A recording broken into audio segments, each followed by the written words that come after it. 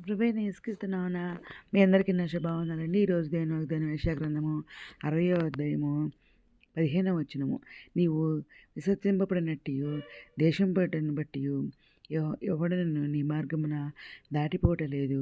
నిన్ను శాశ్వత సహవాసముగాను బహుతరములకు సంతోషకరముగాను చేసేదను అనే వాగ్దానం వచ్చి పరిశుద్ధాత్మడు అర్ధరాత్రి లేసి ప్రార్థన చేసి వయసులు చెల్లించి మళ్ళీ ప్రార్థన చేసి దేవుడు అన్నప్పుడు దేవుడు ఈ వాగ్దానం చేయించిన వెంటనే స్టేటస్ పెట్టిన చూడండి. ఇక్కడ మనం ప్రతిదినం కూడా ఉదయకాలం, మధ్యకాలం, సాయంత్రకాలం, అర్ధరాత్రి ప్రార్థన చేస్తున్నాం, స్తుతియాగం చేస్తున్నాం, బైబిల్ ధ్యానిస్తున్నాం, బైబిల్ దేవుని కృపలను పూర్తి రాశానండి. ఉపవాస ప్రార్థన చేస్తున్నాం, ఈ విధంగా చేస్తున్నాం కాబట్టి దేవుడు మనకి తోడుగా ఉంటాడు. మా మార్గంలో ఎప్పటికీ దాటిపోలేదు అంటున్నారు అనమాట. మనల్ని సొగసంగా పోతారు, సంతోషంగా నేను చేస్తాను అని అంటున్నారు అనమాట. ఇంకా యెషయా గ్రంథంలోని దీనిలోని మరి 60వ అధ్యాయంలోని 14, 19, 20 వచనాల్లో చూస్తే ఇక్కడ ఏముందంటే, నిన్ను బాధించిన వారిని సంతానపు వారు నీ ఎదుటికి వచ్చి సాగిలపడతారు అంటున్నారు. నేను తృణీకరించిన వారందరూ వచ్చి నీ పాదముల మీద పడతారు అంటున్నారు. యెహోవా పట్టణమనియు ఇశ్రాయేలు పరిశుద్ధ దేవుని సియోననియు నీకు పేరు పెట్టెదరు అని అంటున్నారు. ఇంకా 19వ వచనంలో చూస్తే, ఇక మీదట పగల సూర్యుని ప్రకాశం నీకు వెలుగుగా ఉండదు. నీకు వెలుగిచ్చుటకే చంద్రుడు ఇకను ప్రకాశింపడు. యెహోవాయే నీకు నిత్యమైన వెలుగును, నీ దేవుడు నీకు భూషణముగా ఉండను అంటున్నారు. నీ సూర్యుడు ఇంకా అస్తమింపడు, నీ చంద్రుడు క్షీణింపడు. యెహోవాయే నీ నిత్యమైన వెలుగుగా ఉండను, నీ దిక్కుతనము సమాప్తంలాగను అని అంటున్నారు అనమాట. ఇంకా యెషయా గ్రంథం 62వ అధ్యాయము మరి ఇంకా 1, 2, 4 వచనాలు తెస్తే, సియోను నీతి సూర్యకాంతి వలె మరి కనబడే వరకు, దాని రక్షణ దీపం వలె వెలుగును చుండే వరకు సియోను పక్షం ముందు నేను మౌనంగా ఉండను అంటున్నారు. యెరూషలేము పక్షం ముందు నేను ఊరకుండను అంటున్నారు. జనములు నీ నీతిని కనుగొను అంటున్నారు. ఆ రాజులందరూ కూడా నీ మహిమను చూచెదరు అంటున్నారు. యెహోవా నియమింపవు కొత్త పేరు నీకు పెట్టబడను అంటున్నారు. నీవు యెహోవా చేతిలో భూషం కిరీటంగాను, నీ దేవుని చేతిలో రాజకీయ మౌటంగాను ఉంది అంటున్నారు. ఇంకా 4వ వచనం చూస్తే, విడవబడిన దానిని ఇక మీద నువ్వు మరి నీవు అనబడవు అంటున్నారు. పాడైనదని ఇకను నీ దేశమునకు వచ్చి చెప్పబడదు అన్నారు. ఎప్సిబా అని నీకును, బ్యూలా అని నీది భూమికి నీ పేర్లు పెట్టబడను అన్నారు. యెహోవా నిన్ను గురించి ఆనందించున్నాడు, నీ దేశము వివాహితమవును అని అంటున్నారు అనమాట.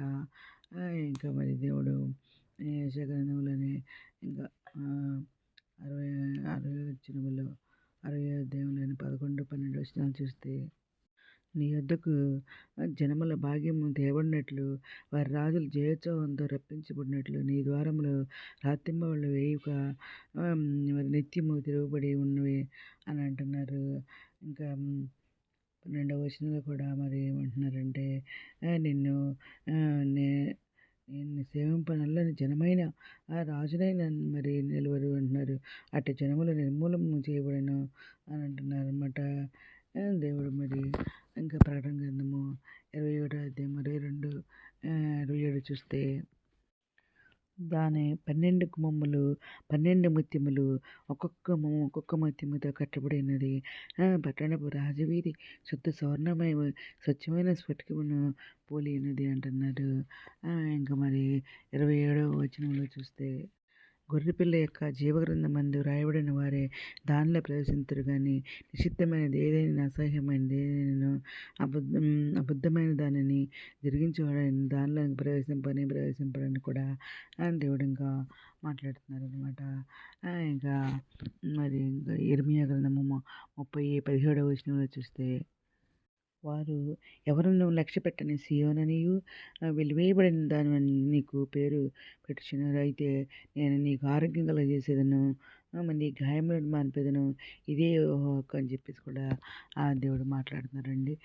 మరి మనకి ఎంత గొప్ప మంచి వాగ్దానం ఇచ్చే ఈరోజు నేను సాబోసేగా తర్వాత సంతోషంగా చేస్తా అన్నారు. ఎన్ని దీనికి రిలేటెడ్ వాక్యాలు అనమాట. ఈ వాక్యాన్ని ద్వారా మన దేవుడు మనతో మాట్లాడినందుకు దేనికి కృతజ్ఞతలు చెల్లించుకుంటూ, ఈ వాగ్దానం అందరికీ నెరవేరాలని, మన జీవితంలో అందరూ నెరవేరాలని ఈరోజు మనం ప్రార్థన చేసుకుందాం. మహోన్నత సరసకుమద్ర ఘనమైన నామానికి వేలాది స్తుతిస్తున్నానండి. అది మంది ప్రపంచ ప్రతి ఒక్క పేరుని వేరు పేరు న్యాయం చేసుకోండి ఆయన. ప్రతి ఒక్క బిడ్డ అవసరం తెచ్చండి నాయన. అక్కడ తెచ్చిన చని బిడ్డలు మంచి దశైలు దేవుని నిరుద్యోగులు ఉద్యోగాలు తెచ్చండి. ఆర్థిక వరకు ఆర్థిక సాయం తెచ్చండి. అనారోగ్యాన్ని స్వస్థపరచండి. వేదనలతో కొన్ని తెచ్చండి. కుంగిన వారిని రక్షణ వారికి రక్షణ వారికి తెచ్చండి. ఎవరినస్తులు బలపరిచిన ఎవరి కాలం మీ కడమేట కృప చెప్పండి. మీ త్వరగా రానేరు మీరు ఇచ్చేయండి. మీ ఎంత సిద్ధపడిన కృప చెప్పమని ఎదురులో భాగ్యం దయచేయమని మా ప్రభు పేరు పరిరక్షణ నేర్చుకొస్తే పరిశుద్ధమైన నామమున అడిగి వేడుకొని ప్రార్థిస్తున్నాం ప్రభు తండ్రి. ఆమెన్. మేము దీని ప్రార్థనలో మా కుటుంబం గురించి కూడా ప్రే చేయమని మనం చేసుకుంటున్నాను. ప్రభు సేవలో మీ సహోదరి. God bless you.